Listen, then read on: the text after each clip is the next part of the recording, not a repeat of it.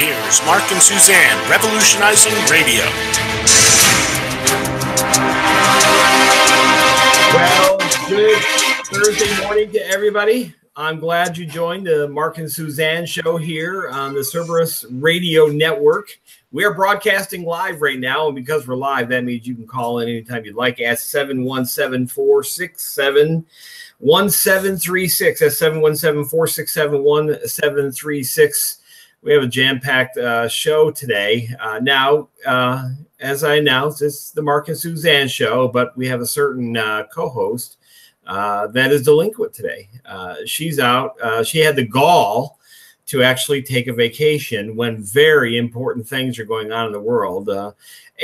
So, we'll properly chastise her for not being here today. I'm here, even after having heart problems and a stent put in. I'm here to serve the public good. Where's Suzanne? She's out lounging somewhere across the, I think she's in Colorado somewhere, someplace in, I don't know. She's somewhere out there, but ignoring her responsibilities to communicate truth and revolutionize radio. But I'm here. I'm faithful. I'm here with you, even though I was supposed to be here yesterday too. So my apologies on that, Jeff, and everyone else who was tuned in to listen. I want to also welcome onto the show here Jeff Johnson, the producer extraordinaire. He'll be joining me throughout the hour we have together here. And also Justin Spears. He's going to be joining as well. And we're going to kick around some topics related to current events, how we actually fix the mess we're in. And folks, you tune in here because you know we're in a mess. And I'm glad you do. And I'm glad that we're growing the audience because people are searching for something different.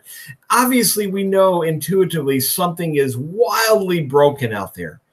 And now it's our job to try to figure out, okay, how do we really fix it? Enough of this political theater that goes on in Washington, D.C. that just constantly keeps us distracted, constantly hopeful. Oh, Kreslins, this time it'll work.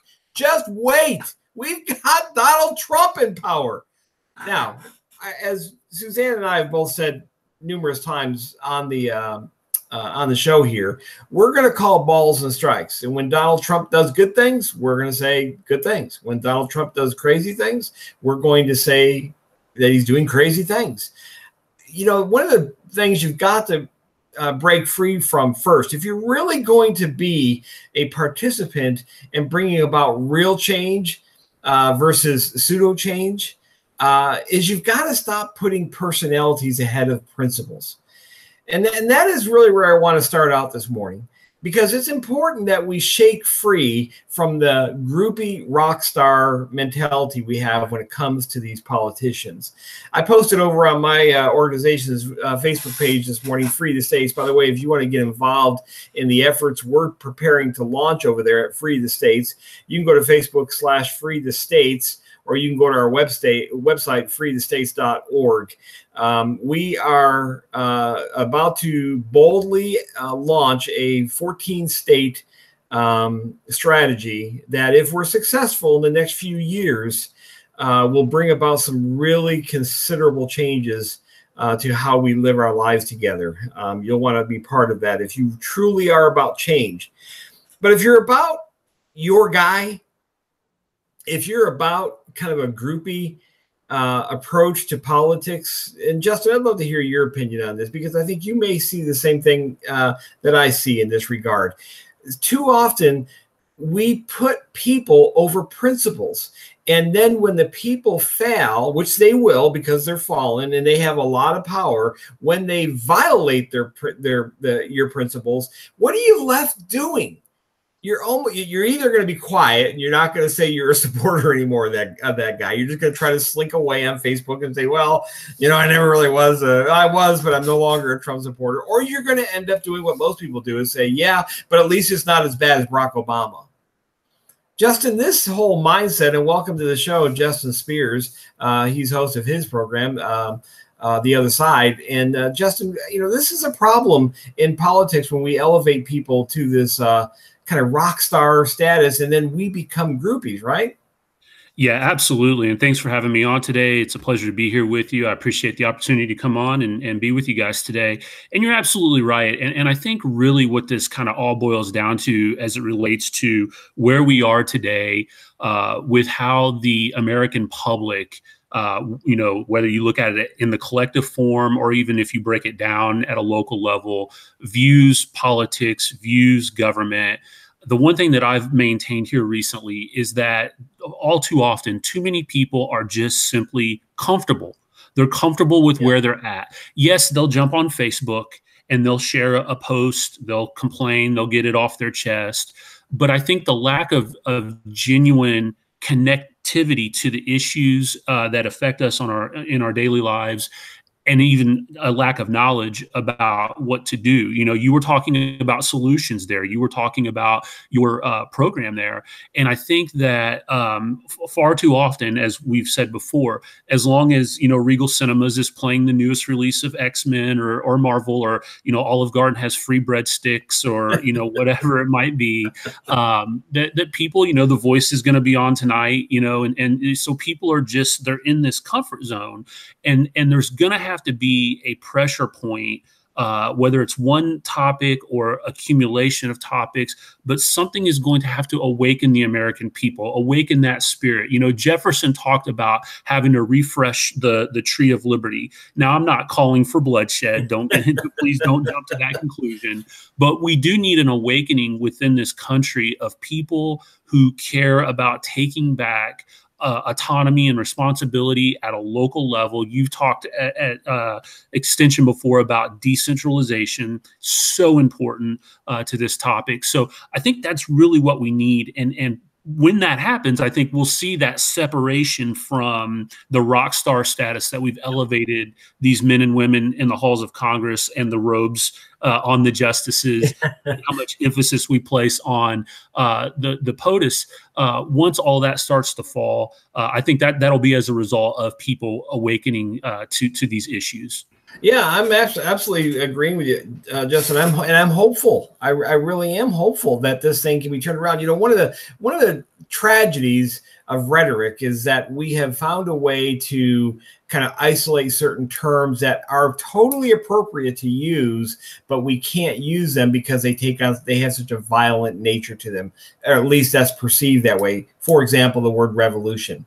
There actually can be peaceful revolutions. All revolutions are not fought with bayonets and artillery. Some of them are actually done with rhetoric. For example, what happened back in June 16th, I think it was, of 2016? There was a peaceful revolution in Great Britain. They seceded from the European Union. Now, there was one member of parliament that was stabbed to death a few days before the vote. And there's still a lot of murkiness about what that was about. Now, initially, the anti-Brexit folks tried to say, well, that was just a crazed Brexit guy who was taking out his anger on a member of parliament over there. There's no attachment to that at all. But never underestimate the ability of deceiving people to take advantage of a situation and then lie about it. Setting that aside is a kind of an anomaly to that whole process. They took a vote. The most violent thing that happened that day was people took the covers off of themselves in bed and got up, and they went to the polling booth. That was the most violent thing that happened. They sliced bread and made toast. They cracked an egg. They violently cracked an egg, put it in the pan, and had an egg sandwich. That was the most violent thing that occurred that day. And yet 17 million people went to the polls and peacefully, without Angela Merkel flying the bombers and bombing London, without any threats from the French to storm across the English Channel and force them to stay in the Union. None of that happened. And what did we have? We had a peaceful revolution. So, folks, let's readopt words that describe what actually needs to happen and not be afraid to use them, because we do need a peaceful revolution in these United States of America. And there's nothing wrong. I refuse to be shouted down on using that term, because the revolution occurred all right. It occurred against you already, you and me. we got revolted against by those megalomaniacs in that 10-mile square swampland we refer to as Washington, D.C. Yeah, they pulled off a revolution against you and me. And so we have to be comfortable. We have to regain or have a sense of comfortability with using terms that actually properly describe what we're trying to do. Right now, there is a revolution going on in this country. It is massive. You know what's interesting about that too, real quick, and then Jeff, if you got something you want to chime in on this, I was listening to you talk about that, and it was bringing up imagery in my mind of thinking about the American Revolution. And, you know, when you think about how the American Revolution is taught, whether it's just in general conversation, if you were to talk to somebody, hey, let's talk about the revolution, you're going to talk about the battles, you're going to talk about Washington. What you don't hear people talk about is that rhetoric battle that was going on. Absolutely. The volumes of writing that were taking place. You know, you had the Federalist Papers and you had the Anti-Federalist Papers. You had people that were, you know, taking the step of printing things against the king in a peaceful manner. There wasn't violence to it or anything like that. It was a war of words. It was rhetoric. And the other thing about that too, to transition us into, I know what we're going to talk a little bit about here today, is it happened at a local level. There wasn't this one uniting figure. I mean, yes, you had, you know, your founding fathers and you had your Washingtons and Adams and Jeffersons, but at the local level, the colonies, right, they were banding together, but the decisions were made at the local level. And to go back to what I mentioned earlier, it was probably uncomfortable. You know, the guy that was running a merchant business in, you know, the colony of Pennsylvania at the time probably had good relationships with merchants over in England. And there was a lot of people that didn't want to fight the revolution. They didn't want, because it was going to disrupt, but they put the larger freedom and liberty values ahead of their personal beliefs and what was good for them and what was comfortable for them at that time. So it is going to be very uncomfortable. People are going to have to get out of their comfort zone. They're going to have to get up off the couch. They're going to have to network with other people. They're going to have to meet face to face. They're going to have to go hold community meetings. They're going to have to be heard, as you said, not be shouted down. So I think we can use the revolution as a great model for what that looks like. Even though that was 250 plus years ago, it still serves as a great way of how to see people coming together at a local level and pushing back against something that it appears to be much, much larger and incapable of winning, you know, against. So I thought that was an interesting point that you were making there about it being nonviolent. Yeah, because it's going to be. I mean, go ahead, Jeff. And we actually had two revolutions. We had our revolution in 1776, where we seceded from Great Britain. In the ratification debates, the great orator Patrick Henry said that we were having a new revolution, and it was called the Constitution. It was a revolution against the Articles of Confederation. His words. I mean, this is what he said. So we had a second nonviolent revolution where we seceded from the government we already had. We had the Articles, and they seceded and created the Constitution. That was our second revolution, and it was not violent. Yeah. Generally speaking, you're right. This is uncomfortable conversation for a lot of people, though, Jeff, because especially if you're politically active and come from the conservative persuasion. I'm an evangelical born-again Christian. Certainly within the Christian politically active community, the idea of the Constitution is nearly a divine document. And so when Jeff comes on and said here you've got Patrick Henry essentially calling this a second revolution, and it was. There's no doubt about that it was, because they didn't have the authority to do what they did. Now, obviously, the Constitution was legitimized through the ratification, but there can be no argument that they did not have the authority in Philadelphia to be doing what they did. It's just proof positive. We've got the documents that show the commissioning statements that they were sent with when they went there. Now, it was largely peaceful insofar as there wasn't this siding up of and wars or armies engaged in battle. But it was no less of a revolutionary act. And all revolutions, like I said earlier, don't have to be, taking up arms.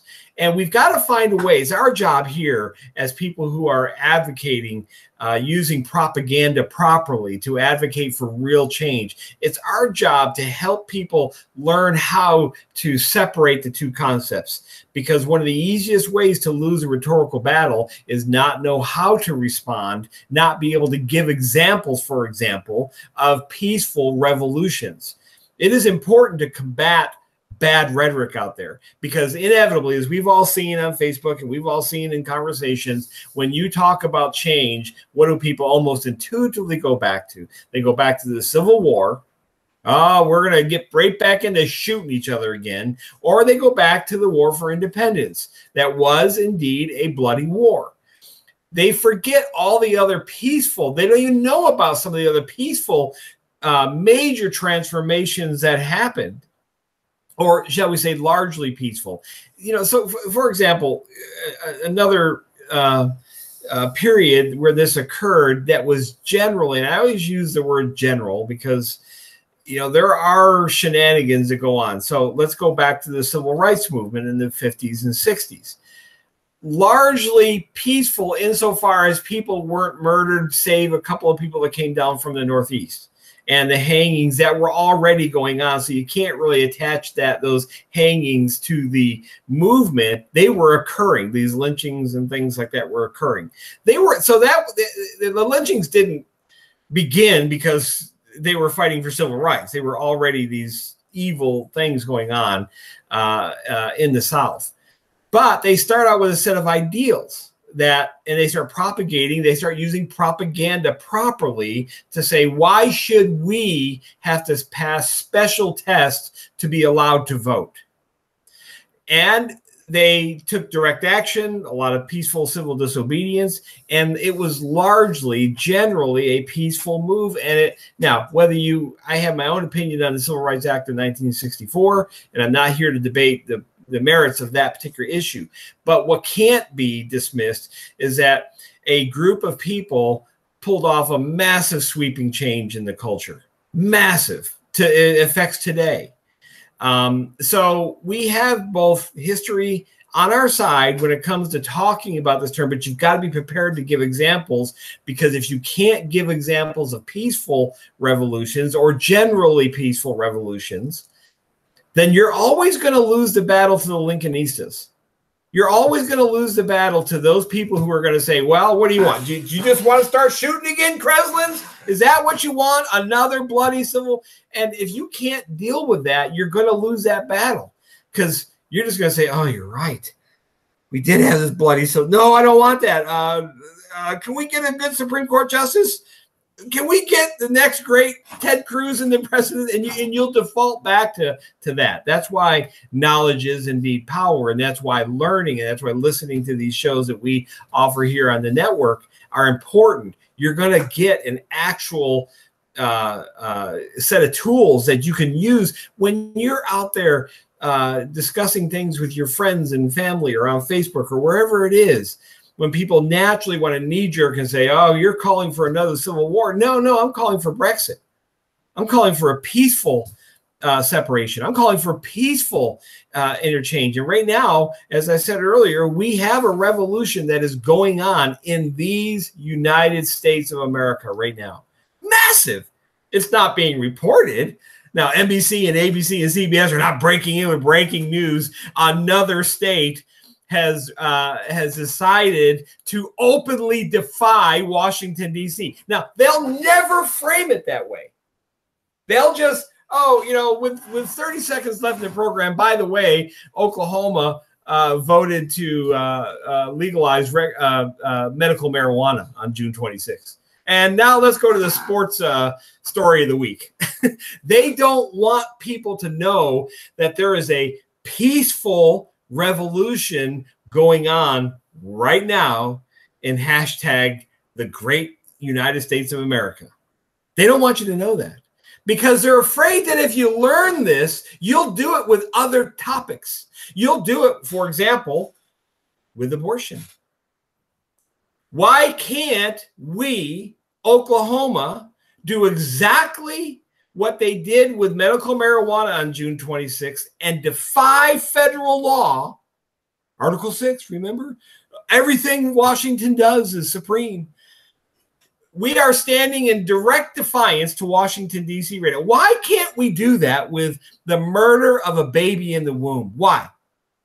Now, please call at 717-467-1736 and tell me, tell us, tell Justin, tell Jeff, tell the audience why we can't. And, of course, no one will be able to call and say that we can't. It's being done already. It's been done for years. I think, Jeff or Justin, I don't know if you guys remember, but I think, wasn't it like 2011, 10, somewhere in that ballpark where Colorado really led the charge on this changing their state constitution and allowing for recreational. This been going on for years. Folks, there's a peaceful revolution going on right now. Now, I'm preferring to pick a better topic, like stopping the murder of a baby in a womb. Now, I'm also a realist. I recognize all 50 states are not going to do that. But we've identified 14 states that could actually do this. The question is, are we going to forever hope if we just get the right Supreme Court justice? Kavanaugh's the Kreslins, would you just wait for Kavanaugh? He's going to fix this. Can you just be patient? No, I can't actually. Now, it's 9:21, and the abortion mills have fired up here in Oklahoma. By now, they've already ripped the head off of 2 or 3 babies. How can I be asked to wait? This was Martin Luther King's famous line in the letter from the Birmingham jail. His greatest complaint were the moderate white people who had the audacity to say, be patient. We did. We had the, just hang in there. We're going to get legislation that's going to give you the right to vote. We're coming. Now, we know you can't vote for probably the next decade easily. We know you're going to be denied civil rights for a good bit longer, but just be patient. And his retort was so morally superior. How dare you tell me to wait? Well, how dare we wait when at 9:22 here in Oklahoma, a couple of babies have been torn apart already under the color of law? You're allowed to, because 7 of 9 politically connected lawyers in black dresses in 1973 said that a woman could carry her baby into a clinic and have it murdered. How dare we say, all right, it's we probably got 4 or 5 murders scheduled for between 12 and 5. Just wait, babies. We're waiting for Kavanaugh. He's going through his confirmation hearings here in a couple of months, and boy, when he gets on that court, he's going to give him the what for. And before you know it, Roe versus Wade will be overturned, and somehow people think that's going to equal ending abortion. Yeah. This is why you've got to know what you're talking about, folks. If you're going to get on this battlefield, you cannot get on this battlefield without the knowledge to actually be an effective warrior. Go ahead, Mark. I want to go to this article I shared with you guys. It's Path to Liberty, Nullify Them into Oblivion. And it's from a speech I believe Michael Bolden gave at the LP Mises Caucus, June 30, 2018. And it looks like this whole medical marijuana thing goes all the way back to 1996. In 1996, voters in California passed Prop 215.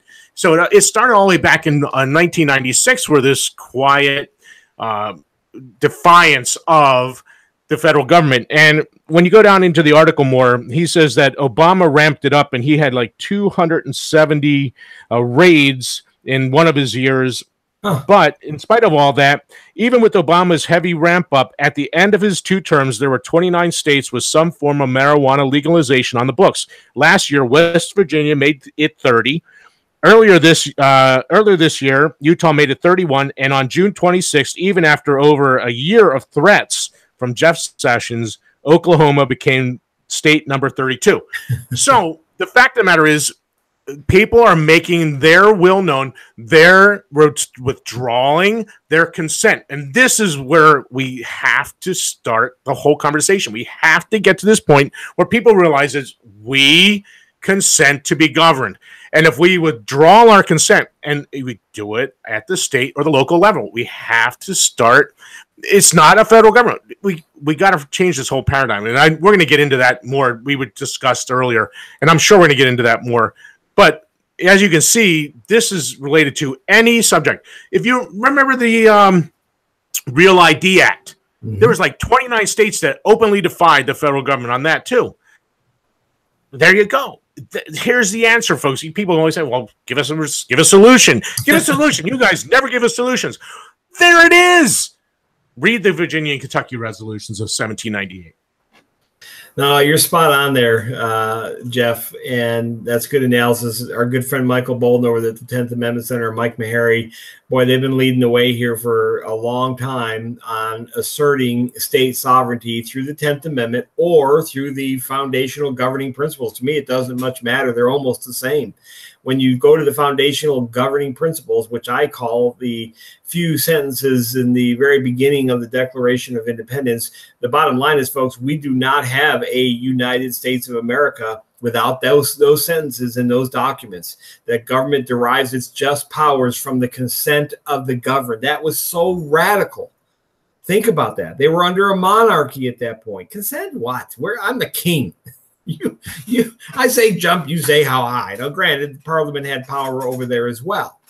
But those words, those short 15 words were so radical back then. Sadly, they're radical again today. I share those words. Yesterday, I shared a post over on our Free the States Facebook page. And by the way, if you want to connect with us, we're going to be really blazing a trail the next few years. You won't want to miss it. You'll want to be involved in it. It's going to be dramatic. You can go to freethestates.com, our website, or go over to our Facebook page, Facebook/freethestates, and you'll see. But yesterday I put up a post where I essentially modernized those words out of the Declaration of Independence. And one person in particular pushed back pretty hard, and he was like, "What are you, a liberal?"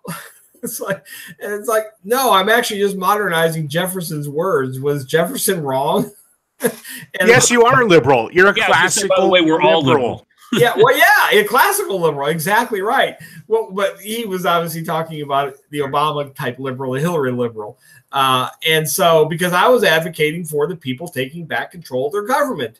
And he was like, that's un-American. I defended this country for 26 years. And of course, it's a vet, you know, and they tend to have that bias towards what they think they did. And so, you know, it was an interesting exchange, but it revealed the psyche of a lot of people who would actually call themselves conservatives and would claim everything Washington, D.C. is wrong, but their solutions always are just get the right set of people up there and somehow things get better. But Justin, things don't actually get better, do they? No, they don't. And I wanted to kind of, while you guys were going through that, I had this imagery kind of coming into my mind. You had mentioned a minute ago about being a born-again Christian. I am as well. And one of the things that we have focused a lot on in our church over the last year or two is evangelizing. How do we become more effective at evangelizing? And a lot of the things that we've talked about today, there's parallels between evangelizing the gospel and, you know, for example, always be prepared to give an answer, right? Yes. You have to be knowledgeable. You have to be in the word. You have to know, you know, be prepared to defend at all times. Same thing here. You've got to know your stuff. Go back and read what Henry and Jefferson and these guys wrote and understanding that. On a micro level, you know, you were talking a little bit about decentralizing and bringing things back to the states. And that's obviously, we've got to start there. Let's look at it. Brian McClanahan, I always bring him up, talks about think local, act local. What can we be doing at a local level in our counties, our townships, our communities, our neighborhoods? Get as far down as to the neighborhood that you live in. If you live out in a rural area, you know, figure out the township that you live in. We've got to start connecting with people because we can have these discussions. And I think I chimed in on a post that you had made about overturning Roe. And I basically was trying to say, like, you know, even if we do that, it's the heart of man. Because when I read the everyday person that I am friends with on Facebook, there's questions about, well, isn't it morally irresponsible to bring a child into this world when you know good and well you can't take care of it? But, and yes, we shake our head at that, right? We certainly, we understand that, just like we understand the truth in the word. And when we're trying to communicate that to somebody who may be agnostic or atheist or of another religion, we sometimes can shake our head and go, how do you not see the truth? No matter how many times you try to explain it to them. We have to come up with ways of effectively being able to work with people. We have to be able to love people. We have to be able to put aside what's going on in our lives and sacrifice to help others out and let them see that we're willing to roll our sleeves up and get into the trenches here to overturn what we see even at the state level, right? I mean, even we had a big battle here in the state of Indiana with Rafa a number of years ago, where Mike Pence, our savior as vice president, was governor at the time, and he caved in like a cheap suit. And, he said, okay, Salesforce going to go out, NCAA is going to go out. All these governors are saying, don't send people into Indiana. Folded. So we can't even, put our faith into our local government. It has to happen in our local communities, in our churches, in our streets, in our neighborhoods. We have to find ways of networking with people that are like-minded and trying to get change at that local level. That's just as important as fighting back against the Leviathan in D.C. No, you're exactly right, Justin. And I when I hear, because I hear this likewise, how can we? I hear it even sadly from fellow Christians. How can we justify bringing a child into the world that we can't afford? Now, it bothers me at some very fundamental level as a Christian to think that way. But even as a non-Christian, it reveals just how far we have fallen morally. How we, and this really comes all the way back to the 60s and a real redefinition of what absolute truths are. Truth is no longer absolute, it's subjective. And it's based on a set of measurements that affect me, but they can be totally arbitrary. And so when we fight these rhetorical battles, we have to be able to tap into people's conscience and their emotions again. So my response to people who say that is, so would we really want to be a culture that says the answer to poverty is murder? Mm-hmm. Well, if to follow their logic, why aren't we going to our inner city and just murdering people? They're already a drain on the economy. They're a drain on people, the resources that are available. Why aren't we? And when people begin, when they're humble enough to be encouraged to frame the issue that way, well, then it makes no sense to say we would murder a child in a womb because we can't afford it. The problem is that we don't do a good job of defining the language that we're going to use. So what is abortion? It's not a medical procedure. It's murder.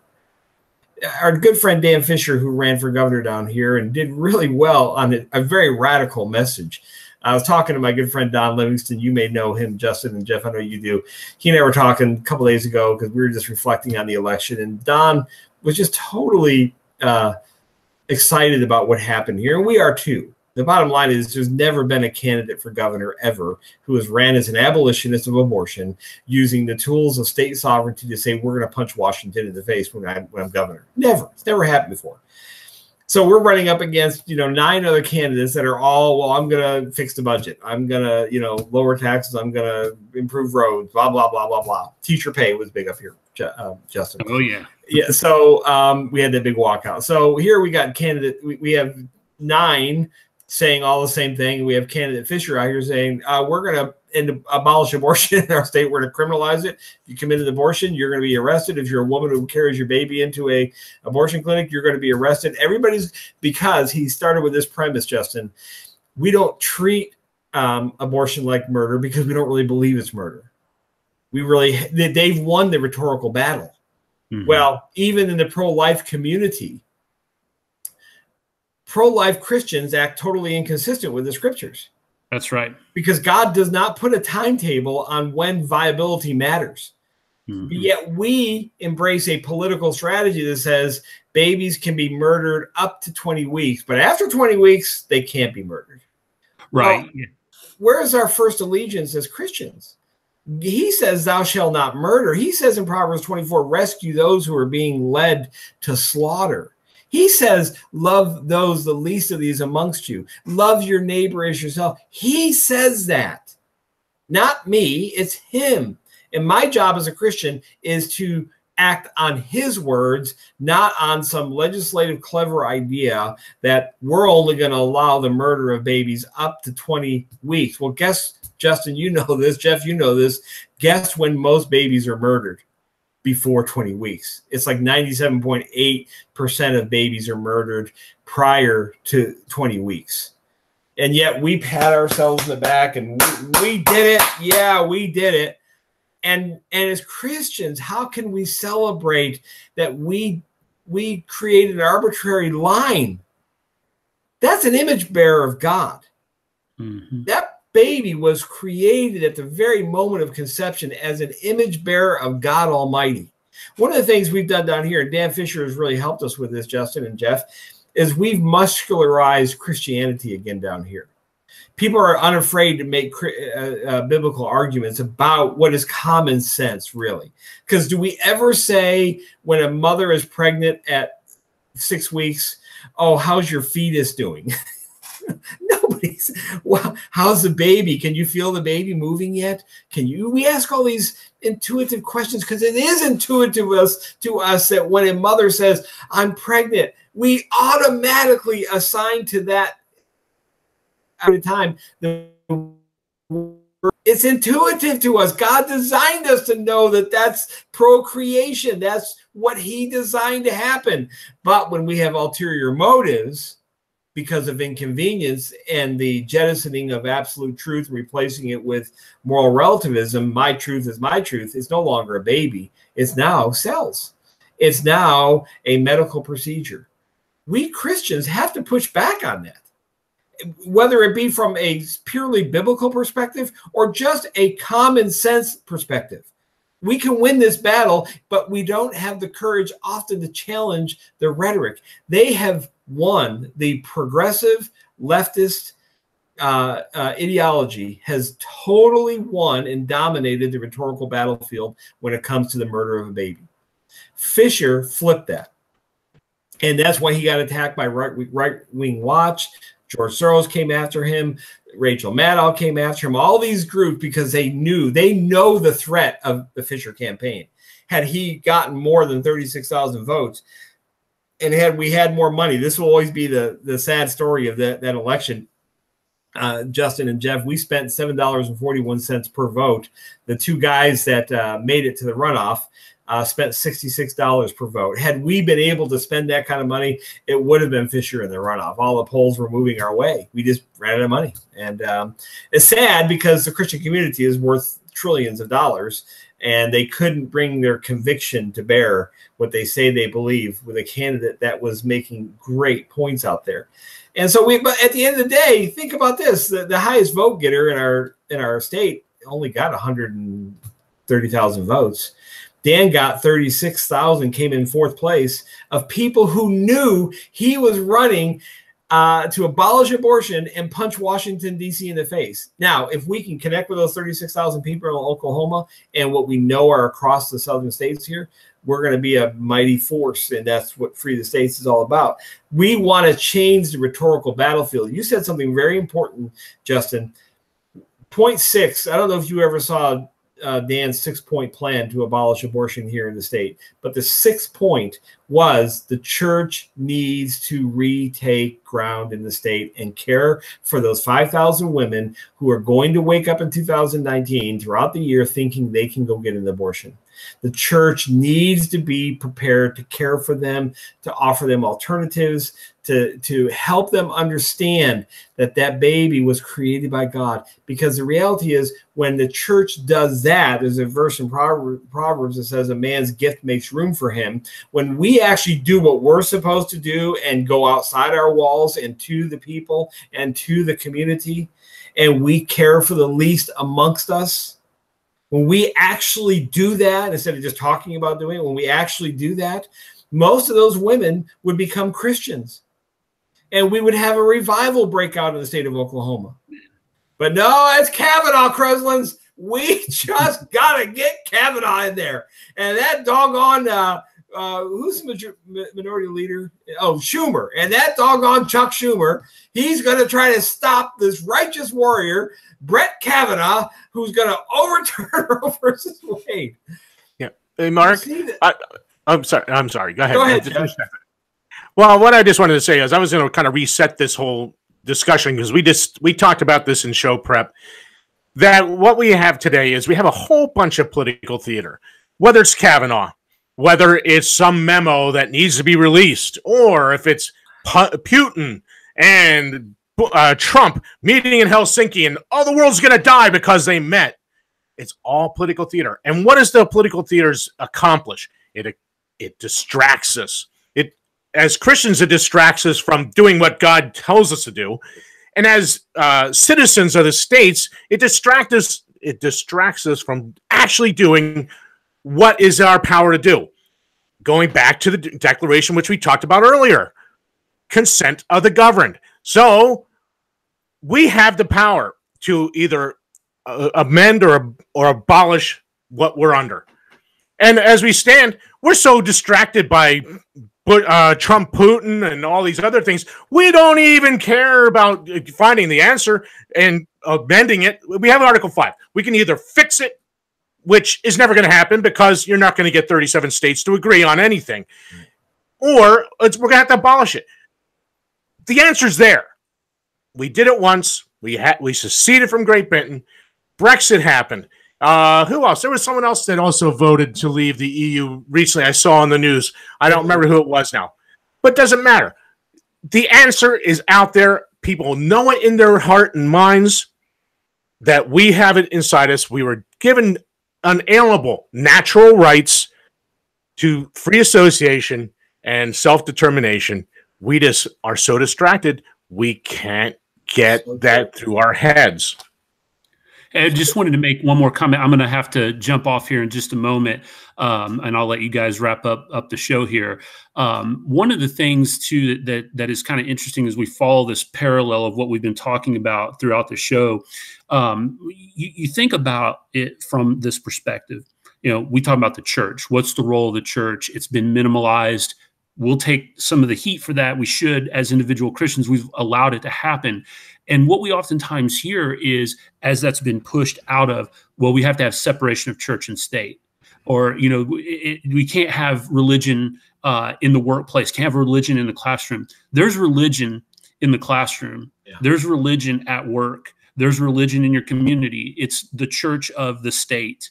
The United States government has replaced as religion. It indoctrinates, it distracts, it divides, and all of those working together are helping to quell this uprising, as you talked about. It's out there.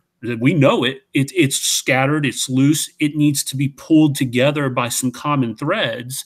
And that is an uphill battle because we're fighting that apparatus. I used the word earlier, Leviathan, not as an exaggeration. It is a monster. Yep. D.C., you mentioned, just in the state of Oklahoma, $66 per vote versus $7. Now extrapolate that out on the national level, and you look at the money that was spent on that 16 election. I'm sure it's going to be even more astronomical in 20. So we know we've got a lot going against us. I just wanted to conclude with this before I leave here. We can't lose hope. We can't just resign ourselves to say, I'm comfortable. I've got a full-time job. I've got healthcare benefits. My kids are in the local soccer program. Life is good. I've got the American dream, the 2-car garage, the white picket fence. I'm satisfied with where I am. If you fall into that, you cannot be surprised by the outcome. You can't shake your head when you see the numbers of babies that are murdered every year. You can't shake your head when you see all of the different forms of brutality that are going on in the streets of our cities all across this country. When you see the mind-numbed kids that come out of these indoctrination factories, you can't be surprised by that if you're going to live that comfortable life. So, you know, my charge, and we try to do this on the other side, we try to present positions from the other side, the side that you won't get from the mainstream media, the side that you're not going to get in the standard classroom, not just to complain, but to talk about solutions. And you know, at the end of the day, we can put those solutions out there, but it's up to the people to finally come together and say, yeah, you know what, you're onto something here, and I want to be a part of that, to the point where I'm willing to sacrifice an evening, a weekend, a week, a month, whatever, my lifestyle. That's the ultimate goal. You're going to have to turn your lifestyle upside down. Yeah.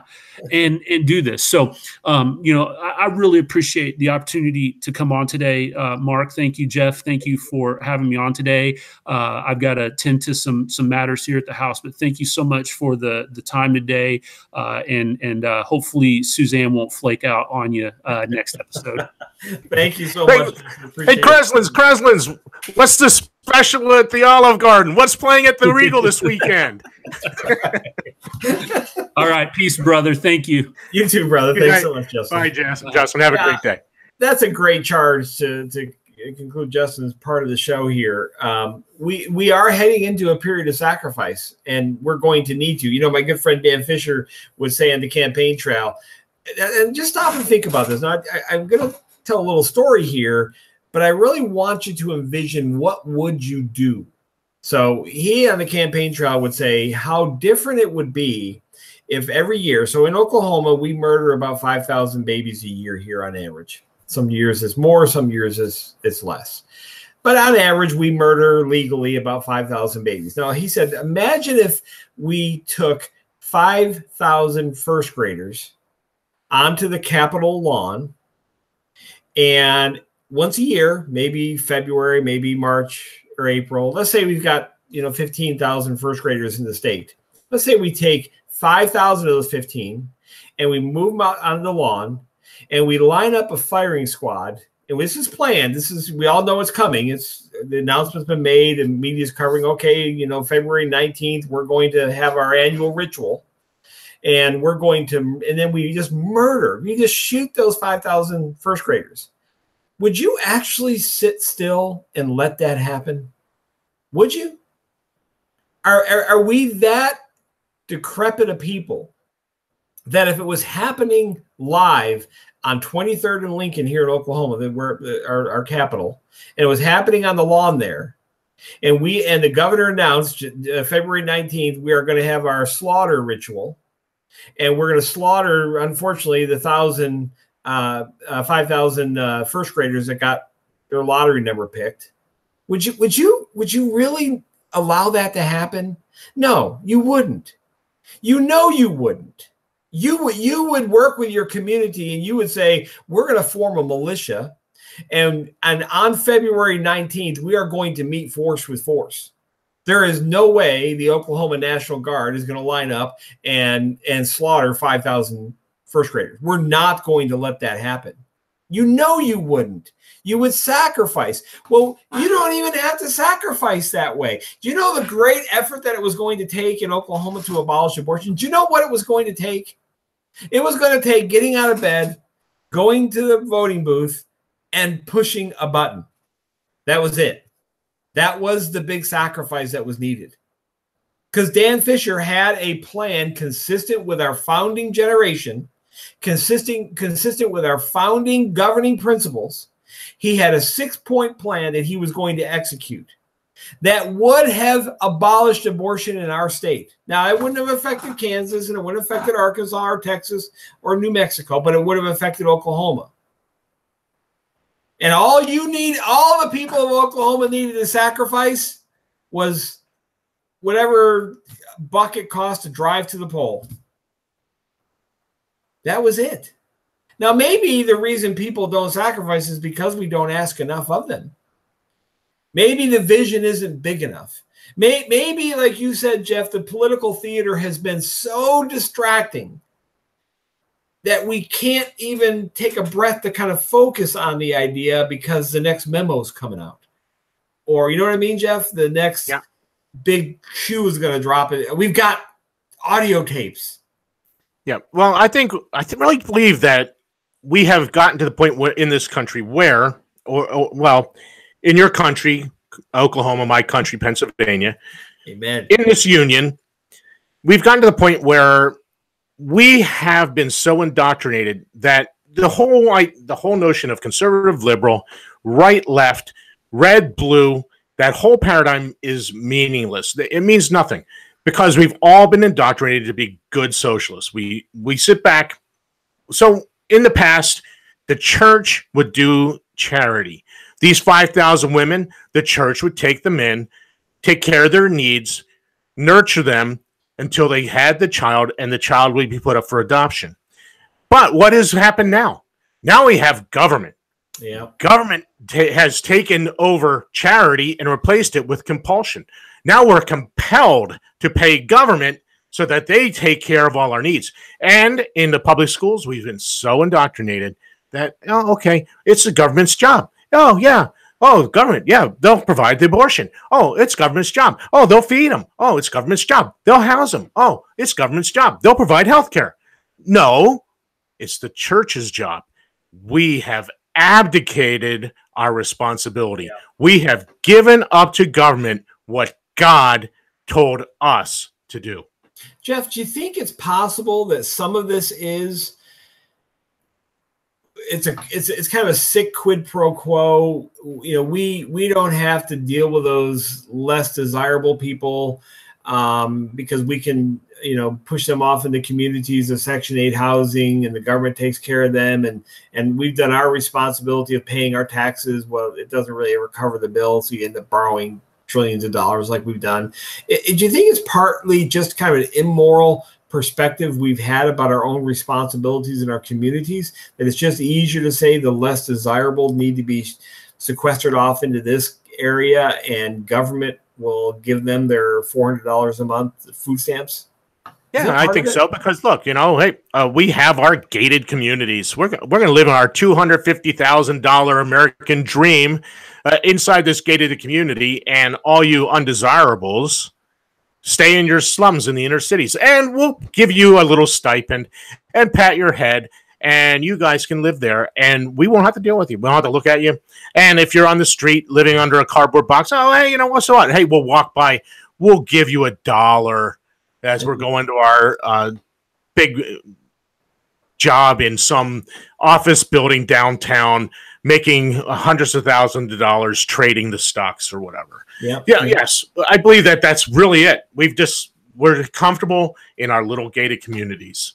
I think you're right on that, and this is why I struggle so much with people talking about the greatness of America. Yes, we are economically prosperous. I mean, they're going to report a big number tomorrow. Apparently, GDP might exceed 5%, which is huge growth on an $18 trillion gross domestic product. That's a huge number.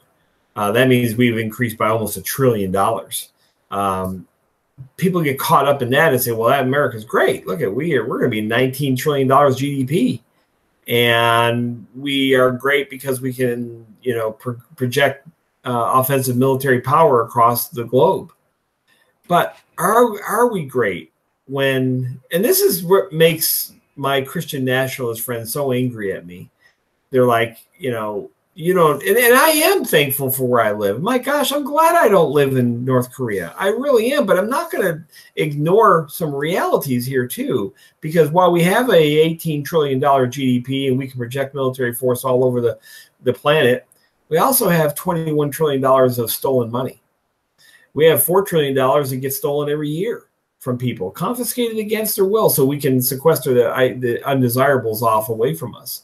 We have 63 million murdered babies. Just try to, we can't. You see, Jeff, part of the problem is we really can't wrap our minds around that. It's almost too grotesque to think about that this great America has allowed the murder of 63 million babies legally. Yeah, and I saw an article the other day where, and I don't know the exact number, it just basically said 44,000 bombs we dropped around the world this last year. 44,000. Just think of and you figure if they killed one person, that's 44,000 dead. But in all reality, they killed more than one person with each of those bombs. Yeah, we're killing thousands of people all around the world, and that makes us great.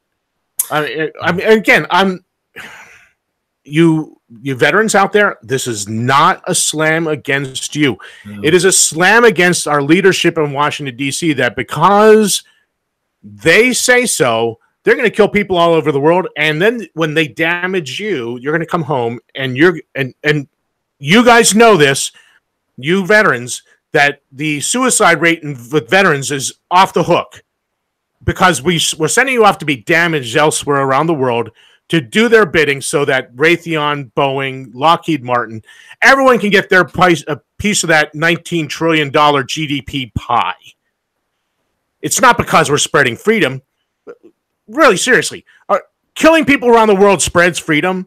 I guess they're very, very free now because they're dead. Jeff, these are the things we have to grapple with. We cannot be afraid of these types of conversations, which is why I'm so glad about what you're doing here on the Cerberus Radio Network. And we've got Sean Hoffine, right, that has a program, and Sean's very connected to Raytheon and tells a lot of stories about, the vast military industrial complex. And folks, this is the kind of radio that you need. You don't need Rush Limbaugh. You don't need Sean Hannity. I mean, if you want things to continue, then yeah, go ahead and listen to Rush Limbaugh and Sean Hannity. They're going to just repeat the same thing they do all the time, and nothing actually. Well, things change, Jeff. They actually get worse. Things get worse. And so, but if you want to really change things, then this is the kind of radio. Now, granted, it's provocative. I'm not going to, say it's not. We're talking about big ideas here. We're bringing the old history back and saying we can still do this going forward. But I do want you to have confidence in this, that we're not extremists. We sound extreme because we're Jeffersonian. Well, what does that say about our culture, our political system, our knowledge of politics when Thomas Jefferson becomes extreme, when Patrick Henry's an extremist, when people that we put on, we grant a lot of honor to are suddenly, as political thinkers, are suddenly extremists? Well, then you almost, if you think that, you have to be intellectually consistent, you have to almost disavow what they did in 1776. Ponder that for a moment. If you think the words that they wrote in 1776 that are applicable to today, if you think those are extreme, then you almost need to disavow what they did. Do you want to do that? Or do you want to stop and think maybe what Creslin's and Johnson and Sherman and Spears and others, Hoffine on this network are saying is something I need to learn from, something I need to reconsider? I would encourage you to do the latter and not the former. Don't disavow what they did. Those soldiers back there in Brandywine and Lexington and Concord and Yorktown and New York and Boston, all the blood that was shed there. Guys, don't dishonor that blood by saying what they did, what they wrote about was wrong. Don't dishonor that. Embrace what they say. It's happening across the country right now.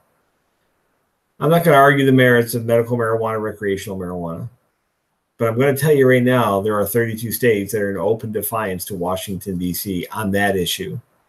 Join us as we push to be in open defiance to Washington, D.C. on the issue of murdering a baby in the womb. It's serious stuff, folks. This isn't just entertaining radio. It's really serious stuff. We've got to stop and ponder some of the things we talked about today. Are you distracted by political theater? Don't. Try to focus. Learn, like Justin said earlier, learn. Be prepared to give a good defense for what you believe. Don't just get backed into a corner because somebody says, oh, you're trying to start another civil war. No, I'm trying to have a peaceful revolution. Don't be afraid to use terms that actually accurately describe what you're trying to do. Mostly just don't be afraid. Don't get bullied into not speaking truth. This is a time for truth, folks. I'm glad you joined us here on the Cerberus Radio Network. the Mark and Suzanne Show. I'm Mark. She's the slacker, Suzanne. Maybe she'll be back next week. Until we visit again next week, folks, I hope you have a great weekend. We look forward to touching base with you.